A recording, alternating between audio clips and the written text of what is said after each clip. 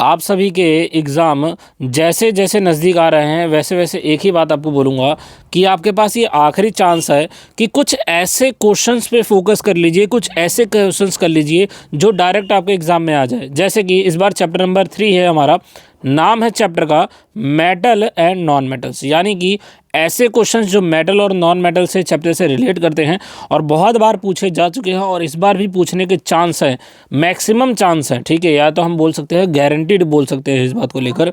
वो क्वेश्चंस मैं कराने वाला हूं, तो उसी पे फोकस करिए। ज़्यादा नहीं है, सिर्फ और सिर्फ 10 क्वेश्चन है हर बार की तरह। बाकी इसके अगर आपको लेक्चर्स देखने हैं, वन शॉट देखने हैं, तो आप चैनल पे जाके प्लेलिस्ट में देख सकते हैं। चलिए पहले क्वेश्चन पे बात करते हैं। देखिए क्वेश्चन नंबर 1 की बात करेंगे। बहुत आसान क्वेश्चन है, बहुत बार पूछा गया है। बोला गया कि आपको एक बैलेंस्ड केमिकल इक्वेशन लिखना है। किस चीज़ को लेकर लिखना है कि एल्युमिनियम ऑक्साइड एसिड के साथ भी रिएक्ट कर रहा है और बेस के साथ भी रिएक्ट कर रहा है। आपको इसका एक बैलेंस लिखना है, मतलब आपको हर तरफ से पूरा देख लेना है कि एटम्स के नंबर बराबर हैं कि नहीं है। तो सबसे पहले अगर मैं बात करूं HCl ले लूं मैं, और मैंने क्या ले लिया, एल्युमिनियम ऑक्साइड ले लिया। एल्युमिनियम ऑक्साइड का आप सभी जानते हैं कि Al2O3 होता है फॉर्मूला, और जैसे ही एसिड के साथ हम रिएक्शन कराएंगे क्या बनेगा, 2AlCl3 और उसके साथ पानी बन जाएगा, हम बोले तो H2O बन जाएगा। सेम ऐसे ही अगर मैं बेस के साथ लूँगा तो भी मेरा क्या बनेगा, 2NaAlO2 और उसके साथ पानी बनेगा। आप सभी जानते हैं कि एसिड या बेस के साथ रिएक्शन किया जाए तो H2O तो बनना ही बनना है। तो ये आपको लिख लेना है, याद कर लेना है, जो इच्छा वो कर लेना है। लेकिन इतना बता दूं कि इसको करना जरूर है। बात करते हैं क्वेश्चन नंबर 2 की। देखिए क्वेश्चन नंबर 2 में बोला गया है कि आपको रीजन्स दे रहे हैं। पहला क्वेश्चन है आपके लिए कि gold and silver are used for make jewelleries. Jewelleries बनाने के लिए गोल्ड और सिल्वर का क्यों इस्तेमाल किया जाता है। पहली बात तो आप सभी जानते हैं कि अट्रैक्टिव लगता है, ठीक है। दूसरा चीज़ आप जानते हैं कि मेलिएबल है, डक्टाइल है, ये सब चीज़ें आप जानते हैं। लेकिन अगर हम मेटल के हिसाब से, इधर के हिसाब से चले, तो हम ये भी लिख सकते हैं कि जितने भी गोल्ड और सिल्वर हैं ये सारे के सारे हाईली नॉन रिएक्टिव होते हैं, मतलब जल्दी किसी भी चीज़ से रिएक्शन नहीं करते, और अगर किसी से जल्दी रिएक्शन नहीं करेंगे तो जल्दी ख़राब नहीं होंगे। इसीलिए गोल्ड और सिल्वर का ही बनाया जाता है मैक्सिमम। दूसरा आपसे पूछा गया है कि आपको बताना है carbonate and sulphide ores are usually converted into oxides prior to the reduction during the process of extraction. यानी कि जब भी ये एक्सट्रैक्शन का प्रोसेस होता है तो ऐसा ऑक्साइड्स को क्यों रिडक्शन कराया जाता है as compare to carbonate and sulphide ores के। तो ऐसा इसलिए क्योंकि जब भी रिडक्शन ऑफ ऑक्साइड कराया जाएगा वो बहुत ज़्यादा आसान प्रोसेस होता है, ईजियर होता है। किसके कंपेयर में, कार्बोनेट एंड सल्फाइड ओर के कंपेयर में। बस इतना सा लिखना था आपको। क्वेश्चन नंबर 3 की बात करते हैं। क्वेश्चन नंबर 3 देखो, बेसिकली बहुत बार पूछा गया और बहुत आसान क्वेश्चन है, बहुत बार आपने सुना भी होगा। बोला गया है कि जितने भी आयनिक कंपाउंड्स होते हैं वो ज़्यादा हार्ड क्यों होते हैं। ठीक है, पहला क्वेश्चन बोला गया। जब भी याद रखना क्वेश्चन 3 नंबर 4 3 नंबर 5 नंबर या फिर मैक्सिमम नंबर ज़्यादा से ज़्यादा जाएगा तो उसके अलग अलग पार्ट्स होंगे। ऐसा नहीं है कि एक ही बार पूछ देगा और बोलेगा डिफाइन कर दो ना, आपको 3 4 ABC करके D करके ऐसे पूछा जाएगा, छोटे छोटे पार्ट्स में ही आंसर देना है। तो सबसे पहले आयनिक कंपाउंड हार्ड क्यों होते हैं वो देखो। क्यों, क्योंकि इनके अंदर स्ट्रॉन्ग फोर्स होता है किसका, अट्रैक्शन का, बिटवीन अपोजिट चार्ज आयंस। यानी कि अगर मैंने बोला एक पॉजिटिव है एक नेगेटिव है तो इन दोनों में फोर्स ऑफ अट्रैक्शन बहुत ज़्यादा होता है आयंस के बीच में, जिसकी वजह से एक दूसरे को बाइंड करके रखते हैं और बांध के रखते हैं। ठीक है, तो इसीलिए ये बहुत ज़्यादा हार्ड होता है। ठीक है, दूसरा देखिए, how is it that ionic compound in the solid state do not conduct electricity but they do so when in molten state. कह रहा है कि कभी भी मान के चलिए अगर हम आयनिक कंपाउंड होते हैं, ठीक है, तो सॉलिड स्टेट में वो कंडक्ट इलेक्ट्रिसिटी नहीं करता। ठीक है, मतलब बैड कंडक्टर ऑफ इलेक्ट्रिसिटी होता है। लेकिन अगर मैं उसे मोल्टन स्टेट में लेके आ जाऊं तो वो कंडक्ट करने लग जाता है इलेक्ट्रिसिटी। ऐसा क्यों होता है भाई, देखो इसका आंसर आपका रीजन देना है। छोटा सा रीजन में आप क्या दोगे, सॉलिड स्टेट्स के जितने भी आयंस होते हैं वो फ्रीली मूव नहीं हो सकते। आप जानते हैं सॉलिड है तो आयंस जो रहेंगे, मतलब पॉजिटिव नेगेटिव जो भी चार्ज होगा उसके अंदर, वो इधर उधर आसानी से मूव नहीं कर सकते। लेकिन अगर हम मोल्टन स्टेट की बात करें, मतलब लिक्विड स्टेट की बात करें, तो वो इधर उधर फ्रीली मूव कर सकते हैं। और जब भी आयंस मूव करेंगे, याद रखना कि इलेक्ट्रिसिटी का मतलब ही होता है कि आयंस जो भी हो, पॉजिटिव नेगेटिव या फिर जो भी चार्ज हो आपका, वो चार्ज फ्लो हो, क्या हो सके बच्चों, फ्लो।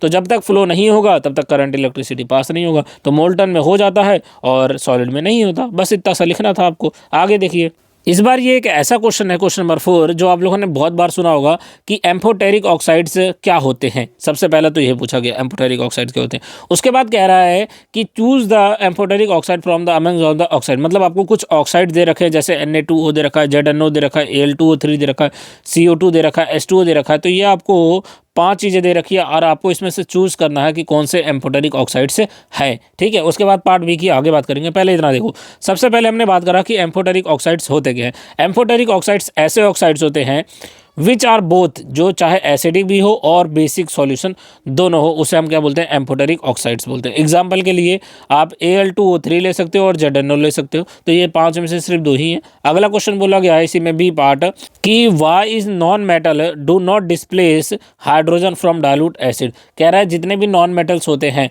वो हाइड्रोजन को डिस्प्लेस क्यों नहीं कर पाते डाइल्यूट एसिड में। तो क्या लिखोगे आप, बी का ऑप्शन, कि ऐसा इसलिए होता है कि जितने भी नॉन मेटल्स होते हैं do not supply electron to change H+ ion in hydrogen gas. ऐसा इसलिए होता है क्योंकि जितने भी नॉन मेटल्स हैं वो लोग सप्लाई नहीं करते इलेक्ट्रॉन को, ताकि H+ आयन जो हो वो चेंज हो सके हाइड्रोजन गैस में। तो बस इतना सा लिखना था आपको। आगे देखिए क्वेश्चन नंबर 5 में। देखिए क्वेश्चन नंबर 5 की अगर हम बात करते हैं तो इसमें सबसे पहला पार्ट पूछा गया है कि what do you see when a magnesium ribbon burn, यानी कि जब भी मैग्नीशियम रिबन को जलाया जाएगा तो आप क्या चीज़ देखेंगे। पहला चीज़ तो इसका जवाब देना है आपको, ठीक है। और दूसरा बताना है is magnesium oxide reduce in the reaction, क्या इस बर्निंग में, मतलब जब भी इसको जलाया जाए इस रिएक्शन के अंदर, क्या मैग्नीशियम ऑक्साइड रिड्यूस हो जाएगा या नहीं हो जाएगा। और पार्ट बी में आपको बताना है कि कोरोजन क्या होता है। देखो सबसे पहले तो हम बात करते हैं पार्ट ए का जवाब लिखते हैं। आंसर नंबर ए कर दीजिए। मैग्नीशियम रिबन को अगर जलाया जाए तो magnesium burn with a dazzling light, यानी कि चमकदार लाइट के तरीके से जलेगा और जलने के बाद white ash of magnesium oxide बचेगा। यानी कि जब जल जाएगा तो ऐश बचेगा, उस ऐश का कलर कैसा रहेगा बच्चों, वाइट कलर रहेगा। इसी रिएक्शन को अगर लिखा जाए तो मैग्नीशियम हमने लिया, उसमें ऑक्सीजन मिला दिया तो हमारा क्या बन गया, 2MgO बन गया, यानी कि मैग्नीशियम ऑक्साइड बन गया। तो कहा गया magnesium is oxidise because it combine with the oxygen, यानी कि जब भी इसको जलाया जाएगा तो हवा में जो ऑक्सीजन प्रेजेंट है जलाने के लिए, उसी ऑक्सीजन से कंबाइन होकर मैग्नीशियम ऑक्साइड बना लेगा। कोरोजन देखो क्या होता है, कोरोजन की डेफिनेशन आपको सिर्फ लिखनी है, तो उसके साथ एक दो एग्जाम्पल भी आप लिख सकते हो कंप्लीट आंसर बनाने के लिए। बोला गया कि corrosion is defined as the combination of the metal with atmospheric oxygen, carbon dioxide, moisture to form oxide, यानी कि कोरोजन हम उस समय पे कहेंगे जब कोई भी मेटल है अगर वो कंबाइन हो जाए किस चीज़ से, ऐसे चीज़ से जो एटमॉस्फेयर में प्रेजेंट हो, जैसे ऑक्सीजन हो गया, कार्बन डाइऑक्साइड हो गया, मॉइस्चर हो गया, और उसके बाद फिर वो क्या बना ले, ऑक्साइड बना ले, कार्बोनेट बना ले, ऐसी चीज़ें बना ले, यानी कि खराब होने लग जाए, तो उसे हम क्या बोलेंगे, कोरोजन कहेंगे। Corrosion cause damage to car body, bridge etcetera. Corrosion की वजह से बहुत सारी चीज़ें खराब हो जाती है, कोई भी चीज़ मान सकते हैं आप, ठीक है, जो भी मेटल से बनी हो, जो भी खराब हो जाए। आगे देखिए क्वेश्चन नंबर 6 बोला गया है।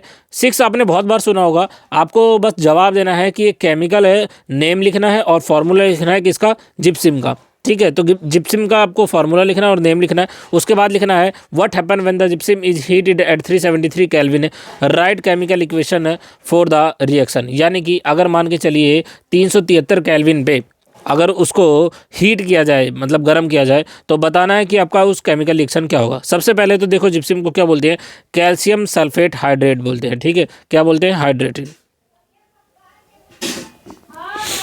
उसके बाद अगर हम इसके फार्मूले की बात करेंगे तो फार्मूला होता है, जो केमिकल फार्मूला बात करा जाए वो होता है CaSO4.2H2O। ये O जो है वो बड़ा होता है, ठीक है, CaSO4.2H2O होता है।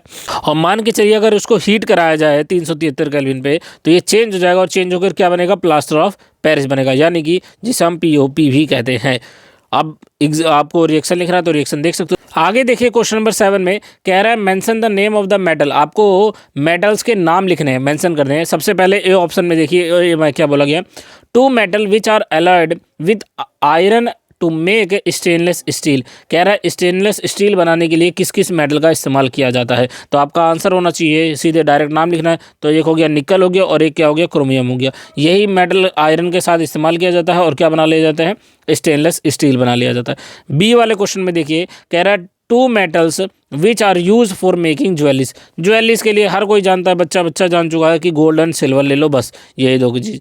कह रहा है तीसरा जो हमारा ऑप्शन है उसमें बोला गया है metal present in bronze. Bronze में कौन कौन से मेटल्स प्रेजेंट होते हैं? तो ब्रोंज में 2 मेटल्स प्रेजेंट होते हैं, आप लिख सकते हो कॉपर और टिन प्रेजेंट होता है, जिन दोनों को मिलाकर हम क्या बनाया जाता है? ब्रोंज बनाया जाता है। बहुत शॉर्ट आंसर है, डायरेक्ट आपको आंसर लिखना है, ज़्यादा कहानी नहीं बनानी इसमें। अगर हम बात करेंगे क्वेश्चन नंबर 8 की, तो हम ये कह सकते हैं कि देखो क्वेश्चन नंबर 8 बहुत सिंपल सा है, बस आपको नेम लिखने हैं सबके। जैसे पहले क्वेश्चन में बोला गया है कि एक ऐसा मेटल जो कि प्रिजर्व करते हैं केरोसिन के अंदर, मतलब केरोसिन के अंदर ऐसे रखा जाता है, सेव करने के लिए रखा जाता है उसको। तो ऐसा कौन सा मेटल है भाई? सोडियम। आप सभी जानते हैं कि सोडियम को केरोसिन के अंदर रखा जाता है ताकि वो सेफ रहे और इजीली फायर उसमें कैच ना कर पाए, ठीक है। ऐसे ही क्वेश्चन नंबर अगर हम बी की बात करें इसी का, तो एक लसरस कलर नॉन मेटल बताना है आपको। आप सभी जानते हैं कि जितने मेटल्स होते हैं वो लसरस होते हैं, लेकिन आपको नॉन मेटल का एग्जांपल देना है। तो आप सभी जानते हैं कि नॉन मेटल आपको डायरेक्ट आंसर दे देना है कि आयोडीन होता है, बस, जो कि कलर होता है। ऐसे ही तीसरा क्वेश्चन बोला गया है कि एक ऐसा मेटल आपको बताना है जिसको अगर हम अपने हथेली पे रखें तो वो क्या हो जाए? मेल्ट हो जाए, मतलब पिघल जाए, लेकिन मेटल होना चाहिए। आप सभी जानते हैं कि मेटल क्या होते हैं? हार्ड होते हैं, लेकिन ये पिघलने वाली बात करते हैं।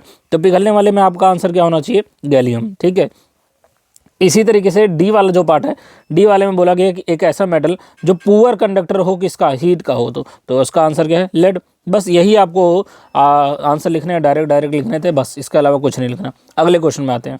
क्वेश्चन नंबर 9 में देखिए, कह रहा है कि एक स्टूडेंट है जो कलेक्ट करती है silver coin and copper coin, इन दोनों को कलेक्ट करती है, और एक दिन है वो ऑब्जर्व करती है कि ब्लैक कलर की कोटिंग सिल्वर के ऊपर आ गई है और ग्रीन कलर की कोटिंग कॉपर के ऊपर आ गई है। तो आपको बताना है, give the chemical name of black and green coating, how they are found. मतलब जो ब्लैक कलर की कोटिंग आई उसके ऊपर, ठीक है, कोटिंग का मतलब होता है कवर आ जाना उसके ऊपर, जैसे कॉइन था उसके ऊपर आ जाना से कवर। तो एक आ रहा है आपका ब्लैक कलर का और एक आ रहा है आपका ग्रीन कलर का। तो बताना कि वो दोनों के दोनों क्या चीज़ हैं। तो सबसे पहले अगर हम ब्लैक कोटिंग की बात करेंगे तो सिल्वर सल्फाइड होता है जिसका फार्मूला Ag2S होता है, और अगर हम ग्रीन कोटिंग की बात करेंगे तो बेसिक कॉपर कार्बोनेट होता है जिसका फार्मूला होता है CuCO3 CuOH2 होता है, बस यही होता है। अब बोला गया कि कैसे इसको बनाया जाता है, कैसे फॉर्म किया जाता है, तो direct answer by the action of the following, क्या क्या चीज़ें कर सकते हैं। पहला, H2S और सल्फर कंपाउंड लीजिए, ठीक है, are present in the atmosphere. कहाँ पे पाया जाता है भाई? ये प्रेजेंट में एटमॉस्फेयर में पाया जाता है, ठीक है। दूसरा क्या बोला गया कि carbon dioxide, oxygen and water vapour present in the atmosphere. तो ये कहाँ पाए जाते हैं? कार्बन डाइऑक्साइड हो गया, हाइड्रोजन हो गया और वाटर हो गया, सारे के सारे एटमॉस्फेयर में जाते हैं, ठीक है। हाउ दे आर फॉर्म्ड, बस इतना ही सा लिखना है, इसके अलावा कुछ नहीं। अपने लास्ट क्वेश्चन पे आते हैं। लास्ट क्वेश्चन बोला गया है कि आपको एक्सप्लेन करना है कि जो कैल्शियम मेटल है अगर उसका रिएक्शन करा दिया जाए वाटर के साथ तो वो फ्लोटिंग कैसे करने लग जाता है सरफेस के ऊपर। मतलब अगर हम कैल्शियम मेटल को लें, ठीक है, और पानी के ऊपर ऐसे रख दें तो वो क्या होगा? रिएक्शन करेगा, और रिएक्शन करने के बाद फिर ऊपर फ्लोट करने लगेगा, तैरने लग जाएगा। तो right chemical equation for this reaction, आपको सबसे पहले तो इसका रिएक्शन लिखना है। उसके बाद क्या करना है? Name one more metal that start floating after time when emerged in water. कह रहा है एक और ऐसे मेटल का नाम लिखिए जिसको अगर हम पानी के अंदर डुबा दें तो कुछ समय तक या कुछ समय बाद वो भी क्या करने लग जाएगा? फ्लोट करने लग जाएगा। तो आपको आंसर देना सबसे पहले वाली बात का, पहली वाली बात का देखिए, calcium start floating because the bubble of the hydrogen gas formed stick on the surface of the metal. ऐसा इसलिए होता है क्योंकि जब भी रिएक्शन होगा तो हाइड्रोजन के बबल बनेंगे, और हाइड्रोजन के बबल बनेंगे, गैस है वो, तो गैस क्या होगा? ऊपर की तरफ भागेगी, इसीलिए सरफेस पे तैरेगा ये। इसका एग्जांपल आप कैसे लिख सकते हो? कैल्शियम है, Ca है, पानी के साथ रिएक्शन कराया गया, बनेगा क्या? CaOH का होल ट्वाइस, और उसके साथ हाइड्रोजन गैस रिलीज होगी। अब उसके बाद दूसरा एक और एग्जाम्पल पूछ रहा है मोर मेटल का, तो उसके लिए क्या लिख सकते हो कि जो भी मैग्नीशियम होता है, magnesium react with hot water, जितना भी गर्म पानी है अगर उसके साथ मैग्नीशियम का रिएक्शन करा दिया तो वो भी स्टार्ट करेगा floating due to bubble of hydrogen. कारण क्या है? सेम कारण, bubble of hydrogen gas stick on the surface. तो इसी हाइड्रोजन गैस की वजह से ही क्या होता है? वो फ्लोट करना स्टार्ट कर देता है, ठीक है, पानी के ऊपर। बस यही आपके पास आंसर थे। इसके बाद इनका स्क्रीनशॉट ले लीजिए क्वेश्चंस का। अभी जो हमने क्वेश्चंस करे थे वो यही क्वेश्चन है, क्वेश्चन नंबर 1, 2, 3, 4, 5 एंड 6। तो ये इनका पहले स्क्रीनशॉट ले लीजिए, उसके बाद आगे वाला भी दिखाता हूँ। ये हो गया 7, 8, 9 और ये 10। तो ये 10 के 10 इस चैप्टर से बहुत ज़्यादा इंपॉर्टेंट क्वेश्चन से। अगर आप लोगों ने इनको कर लिया है तो बहुत अच्छी बात है, ज़्यादा कुछ और पढ़ने की जरूरत नहीं है। नेक्स्ट बाकी के इसके और जो चैप्टर्स हैं उन लोगों की वीडियोस देखने के लिए हमारे चैनल पे जाइए, और चैनल को सब्सक्राइब करो या ना करो, लेकिन जाके वीडियोस को देख लो, तुम्हारे काम आएगी। सारे के सारे लेक्चर अपलोड कर दिए हैं, 1 शॉट भी डाल दिए हैं मैंने, ठीक है। और इसके अलावा अब हमारे इंपॉर्टेंट PYQs भी चल रहे हैं, तो इन सबको करिए। आप सभी को बेस्ट ऑफ लक आपके एग्ज़ाम के लिए।